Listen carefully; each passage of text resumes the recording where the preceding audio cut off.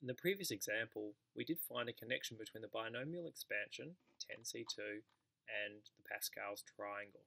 And specifically, it's the coefficients of these that seem to have some relationship. Now, before we can start expanding more complicated binomials, I want to establish a relationship that we find in Pascal's triangle. That, namely, is that NCR or NR, N choose R, is the Pascal's triangle itself. So we can establish that if we want to choose or find any value of N and R, then we can just use the Pascal's triangle instead of us calculating what NCR is. Now, I've just rewritten Pascal's triangle here, and we've got these circled points here. Now, what do these points represent? Well, firstly, we've got our row here, up to row 10, and this is one beyond what we had before. And then we have the number, the R value, essentially. Now, how do we look at this? Well, if we look at this first value here, okay, I'm just going to look at 1, okay. So this is in row 0. Now, I want you to think of row 0 as the N value, okay. So this one here is going to be N is equal to 0, and this is the 0th, or the first thing that we see, but it's called the 0th term. So this is 0 choose 0. Okay. Now if I put that into my calculator and go shift 9 I should say, shift 9 and then go 0, 0, out should pop a 1. Beautiful. So without further ado, let's do the circled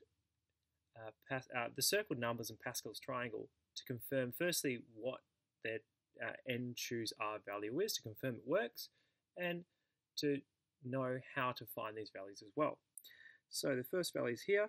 This is in row 1, so N's equal to 1, and it's the 0th term because it's the very first term we see in the sequence. Okay, so this is 1 choose 0. To test this, shift 9, 1, 0, 1. So that seems to work.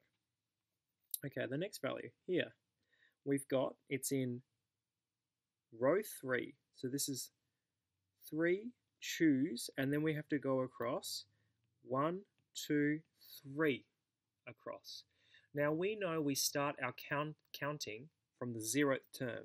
So you go 0, 1, 2. So this is the R value of 2. So we call this 3 choose 2. Now if I plug 3 choose 2 in my calculator, out should pop the number circled, which is 3. 3 choose 2 is 3. Okay, the next one. This is in row 4, so the N is 4, and it's the second term we see. We start at 0. This is the 0th term here, and now we're at the first term. So this is 4 choose 1. If I double check, 4, 1, 4.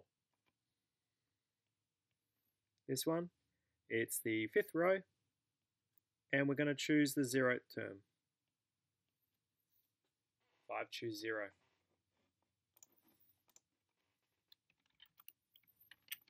1. Now you can pause the video here if you just want to confirm that you get this idea. The next few ones are a bit trickier, so I would recommend pausing, then playing once you're done to see if you got your answers correct. Okay, we're going to finish the rest of this triangle now. Number 6 here is in row 6, so it's 6, choose, and then you go 0, and I'm going to highlight this in blue, 0, 1, 2, 3, 4, 5.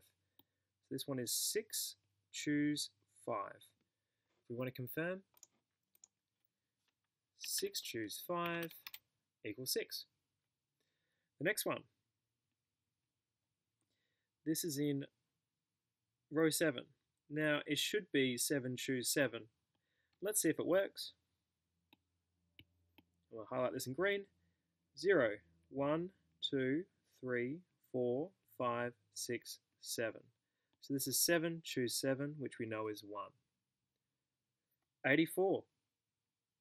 84 is in row 9, so it's n's equal to 9, and it's 0, 1, 2, 0, 1, 2, 3 in. So if I go 9, choose 3, the answer should be 84. Very last one. We're in row 10, so it's 10, and then we're choosing and we can go the other way if we want. This is 10, 9, 8. Now, if you want to confirm your answer, you can go the other way. 0, 1, 2, 3, 4, 5, 6, 7, 8. So that seems to work. So this is 10, choose 8. Let's double check our answer. 45. Now, we're going to connect this Pascal's triangle with our binomial expansion. Why do we just do this? Well, instead of having us to calculate every n choose r value from 0 to 10, we can just use our Pascal's triangle as some kind of lookup table instead. If we can combine Pascal's triangle with binomial expansion, it means we've found a shortcut instead of doing our crab claw method that we did in 10C.2. We'll continue the next video. We'll see 10C.4 in the next video.